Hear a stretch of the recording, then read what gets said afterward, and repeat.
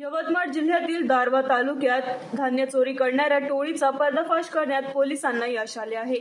Darwha police आणि स्थानिक गुन्हे शाखेने संयुक्त कार्यवाही करत 6 आरोपींना जेरबंद केले आहे।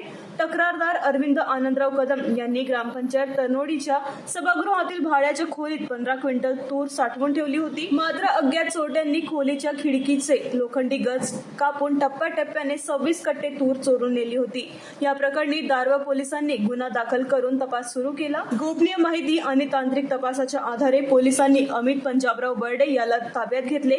चौकशीत त्याने आपल्या इतर साथीदारांसह चोरी केल्याची कबुली दिली। त्यानंतर पोलिसांनी रवी बर्डे, रोशन जामनिक तसेच 3 विधी संघर्षग्रस्त बालकांना ताब्यात घेतले। आरोपींकडून चोरीस गेलेले 26 तुरीचे कट्टे, गुन्ह्यात वापरलेली मारुती कंपनीची 4 चाकी आणि 1 ऑटो असा एकूण 2,74,500 रुपयांचा मुद्देमाल जप्त करण्यात आला आहे।